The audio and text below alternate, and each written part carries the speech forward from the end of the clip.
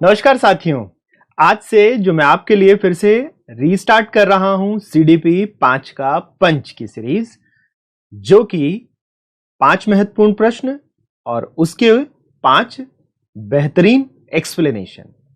ये जो सीरीज है, फिर से मैं बताता हूं कि जो अब ट्रेंड बदला है एग्जाम्स का, टैट एग्जाम्स कहें या फिर रिक्रूटमेंट एग्जाम्स कहें, चाहे पात्रता परीक्षाएं, चाहे भर्ती परीक्षाएं, जिसमें अब एप्लीकेशन और अंडरस्टैंडिंग बेस्ड क्वेश्चंस ज्यादा आते हैं। तो ये एक प्रयास है एप्लीकेशन और अंडरस्टैंड को डेवलप करने की, प्रयोग और अवबोधन को विकसित करने की। चलिए शुरू करते हैं। तो पहला प्रश्न है, according to Piaget's theory, which one of the following will not पूछा गया है, influence one's cognitive development? प्याजे के सिद्धांत के अनुसार कौन सा व्यक्ति के संज्ञानात्मक विकास को प्रभावित नहीं करेगा? तो नॉट पूछा गया है। अब यहां पर 4 ऑप्शन दिए गए हैं और प्याजे के हिसाब से। तो अगर हम कॉग्निटिव डेवलपमेंट की बात करें तो कॉग्निटिव डेवलपमेंट में हम दो देखते हैं कि हमारे विचारधाराएं चलती हैं। There are two perspectives, there are two view point in the cognitive development. एक हम प्याजे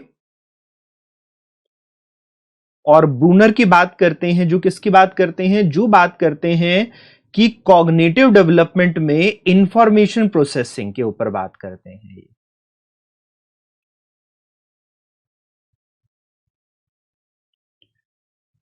सूचना प्रक्रमण के ऊपर बात करते हैं। जबकि दूसरा अगर हम देखें तो वायगॉस्की को देखते हैं या बंदूरा को देखते हैं। ये लोग किसके ऊपर बात करते हैं? ये बात करते हैं इफेक्ट ऑफ सोसाइटी के ऊपर।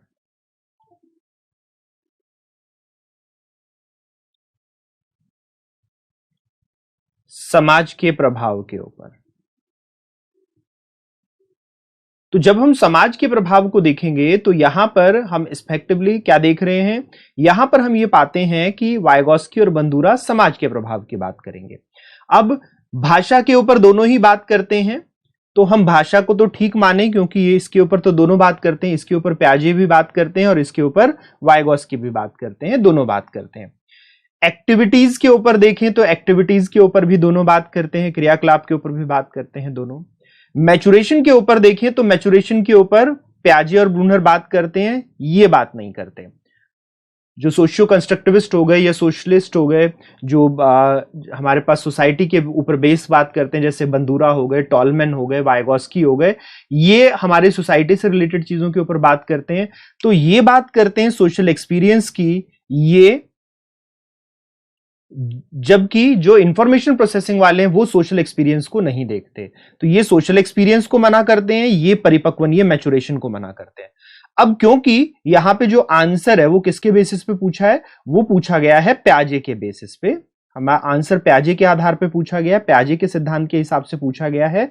तो नॉट पूछा गया है, तो इसलिए उत्तर हमारा पहला होगा, सोशल एक्सपीरियंस, क्योंकि प्याजे या ब्रूनर सोशल एक्सपीरियंसेस के ऊपर बात नहीं करते हैं। चलिए अगले प्रश्न को देखते हैं। Which of these does not imply, तो यहां पे डज नॉट पूछा गया है। प्रैक्टिकल इंटेलिजेंस इन ट्रायर की थ्योरी, निम्न में से कौन सा त्रितंत्रीय सिद्धांत में व्यवहारिक बुद्धि का अभिप्राय नहीं है पूछा गया है। यानी यहां स्टर्नबर्ग के इंटेलिजेंस थ्योरी की बात की गई है, स्टर्नबर्ग के बुद्धि सिद्धांत की बात की गई है। अब स्टर्नबर्ग के बुद्धि सिद्धांत को देखें तो 3 बुद्धि सिद्धांत में देते हैं, ये 3 प्रकार की बुद्धि देते हैं। कंपोनेंशियल इंटेलिजेंस, या जिसको एकेडमिक इंटेलिजेंस कहते हैं, ये अकादमिक बुद्धि। दूसरा फिर ये बात करते हैं क्रिएटिव या एक्सपीरियंशियल,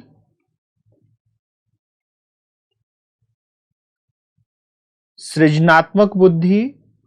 और तीसरा प्रैक्टिकल या कॉन्टेक्सचुअल। व्यवहारिक बुद्धि।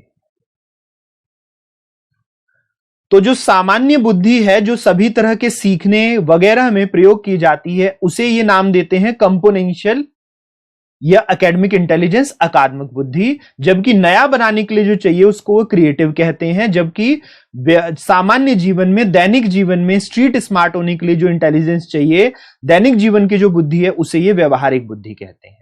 अब अगर हम देखें तो thinking practically about one self, पहली चीज अपने विषय में व्यवहारिक रूप से सोचना।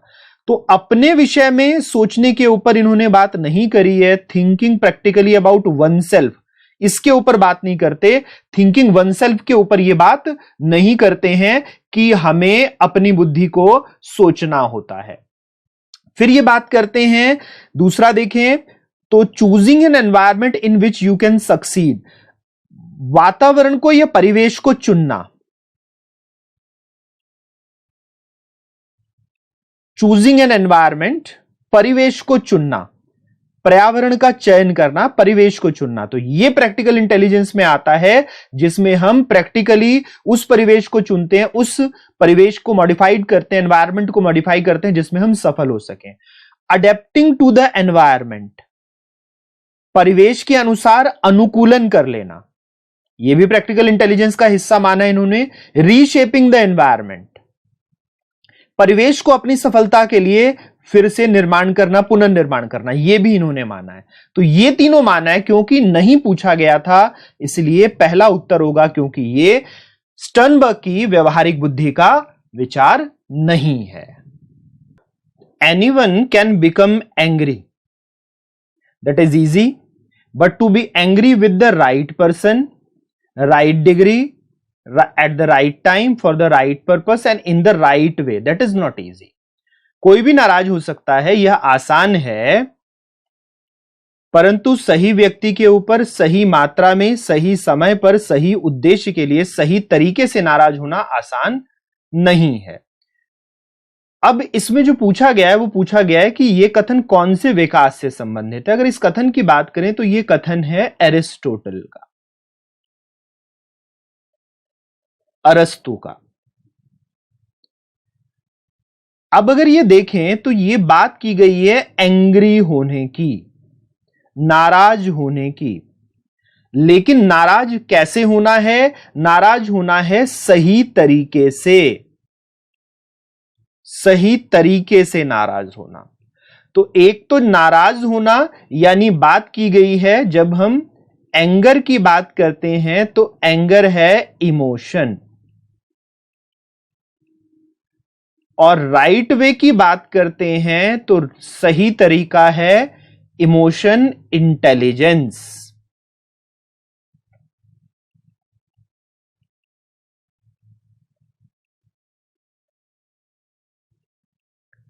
जो अगर हम बात करें एंगर यानी क्रोध की, तो क्रोध एक संवेग है।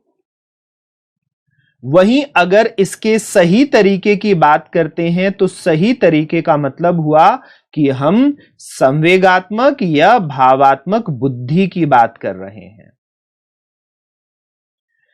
अब ये दोनों ही, एंगर, क्रोध, और राइट वे इसका इमोशनल इंटेलिजेंस, संवेगात्मक बुद्धि, दोनों ही इमोशनल डेवलपमेंट, संवेगात्मक विकास का हिस्सा होते हैं। इसीलिए यहां उत्तर चौथा रहेगा। अगले प्रश्न की ओर चलते हैं।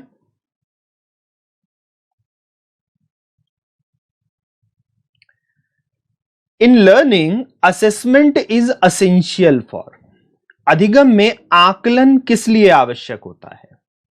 अब यहां पर आवश्यकता पूछी गई है, तो हम बात करें स्क्रीनिंग टेस्ट की, जांच परीक्षण, स्क्रीन करना यानी किसी को छांटना। हम स्क्रीन करने का मतलब क्या कहते हैं? किसी को छांटना है, जांचने के लिए। तो ये गलत है, हम किसी को छांटने के लिए प्रयोग नहीं करते। मोटिवेशन करने के लिए प्रयोग किया जा सकता है, आकलन करने के लिए प्रयोग किया जा सकता है। पृथक्करण, सेग्रीगेशन करने या श्रेणीकरण, रैंकिंग करना। तो अब रैंकिंग भी हमें नहीं करनी है, बच्चों को बांटना भी नहीं है, बच्चों को समावेशन करना है, न स्क्रीन आउट करना है, न रैंकिंग देनी है। और फिर ग्रेडिंग और मार्किंग के लिए ग्रेड और अंकों के लिए, तो ये भी हमें गलत दिखता है, क्योंकि अब बच्चों को आकलन हमें किसके लिए करना है, वो करना है निदान और प्रतिपुष्टि के लिए। तो यहां पर हम इस चीज को देखें तो ये तीन चीजें हमें गलत दिखती हैं, इसीलिए यहां उत्तर दूसरा प्रेरणा के लिए अब हम आकलन का प्रयोग करेंगे, ताकि बच्चे को हम प्रेरित कर सकें अधिगम के लिए, अगर अधिगम के परिप्रेक्ष्य में हम इसे देखते हैं। अगले प्रश्न की ओर चलते हैं।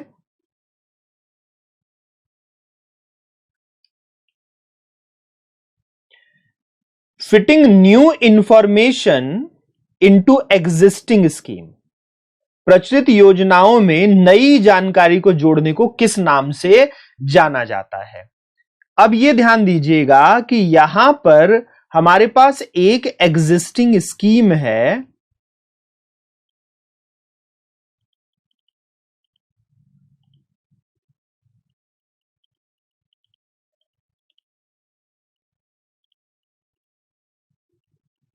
यानी इसे हम क्या कहेंगे, इसे हम कहेंगे ऑलरेडी एस्टैब्लिश्ड स्कीमास या ओल्ड स्कीमास।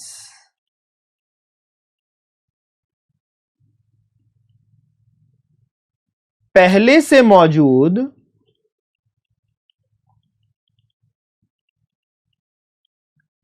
जो योजनाएं होती हैं मस्तिष्क में, इसी को नाम दिया जाता है स्कीमा, यानी पुरानी बनी हुई स्कीमा।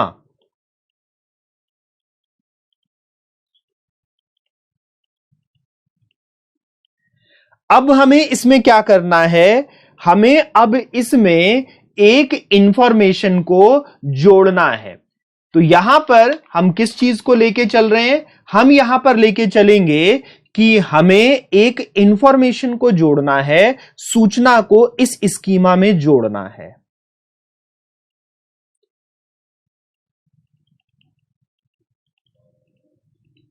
फिटिंग न्यू इंफॉर्मेशन, नई जानकारी को फिट करना। अब हिंदी में हमने जोड़ना कहा, लेकिन ये जोड़ने के बजाय फिट करने से संबंधित हम इसको देखते हैं कि हम कैसे इसको एक तरीके से फिट कर सकते हैं। तो यहां फिट करने की संकल्पना दी जा रही है। अब अगर हम इस फिटिंग को देखें तो यहां पे हम क्या देखेंगे, यहां पे हम देखेंगे कि न्यू इंफॉर्मेशन कब फिट होती है, यानी ओल्ड स्कीमा में। इसका हम निहितार्थ क्या निकालें,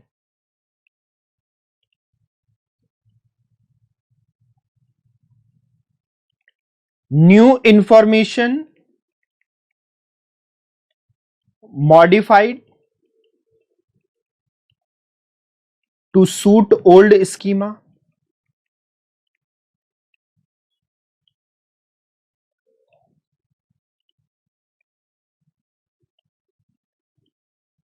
नई सूचना को इस प्रकार संशोधित किया जाए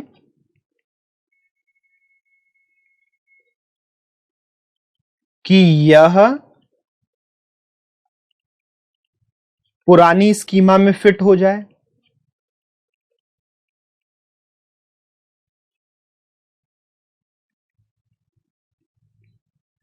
इसका अर्थ यही निकलता है कि हम नई सूचना को इस तरीके से मॉडिफाई कर रहे हैं, संशोधित कर रहे हैं कि पुरानी स्कीमा में वो फिट हो जाए। फिटिंग न्यू इंफॉर्मेशन दिया गया है।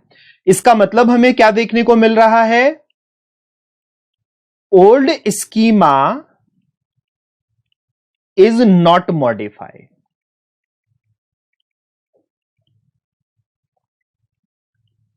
पुरानी स्कीमा में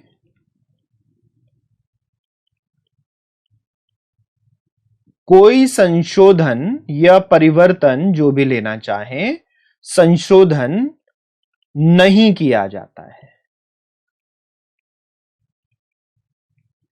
और जब हम पुरानी स्कीमा में कोई संशोधन नहीं करते तो इसे कहा जाता है एसिमिलेशन। इसी को नाम दिया जाता है एसिमिलेशन, यानी हिंदी इसकी दे रखी है आत्मसात्करण।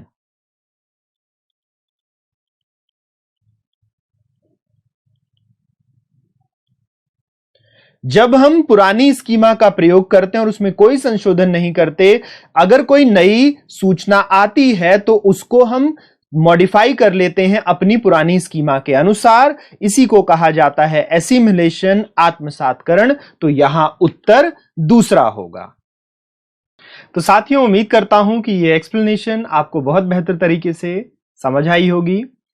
इसी तरह के और वीडियोस लेके हम प्रस्तुत होते रहेंगे ताकि अंडरस्टैंडिंग और एप्लीकेशन को हम और ज्यादा डेवलप कर सकें।